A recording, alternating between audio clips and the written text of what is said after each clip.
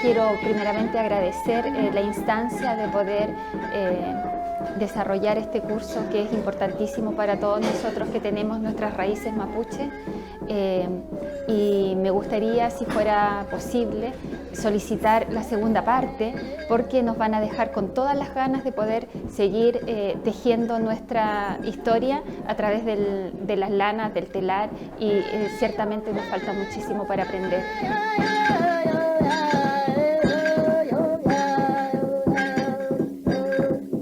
Para mí, la profesora, un 7. Para mí esto es todo novedad, porque yo jamás tejí, nunca bordé, nunca tejí, nunca cosí, nada. Porque siempre me dediqué puro a mi trabajo, que es repostería y gastronomía. Entonces imagínese usted cómo estoy con esto.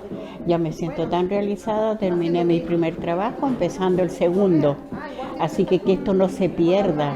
Desde la comuna de Renca estamos acá en un taller de telar, de textilería mapuche, compartiendo también con la comunidad, y encuentro que decir que es una instancia muy importante para nosotros.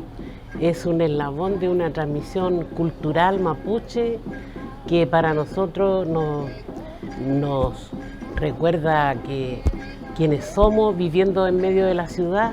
Agradecer, también agradecimiento a la Escuela de Idiomas, a todos los que participan ahí, a la universidad también, que apoya este programa que permite realizar estas labores, estos talleres.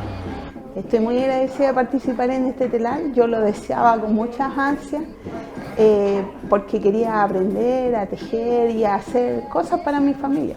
Y aquí me encontré con comunidad. Hemos hecho una linda comunidad con todo tipo de edades, con todas las que participan. Nos hemos ayudado mutuamente y estoy muy agradecida de esta instancia.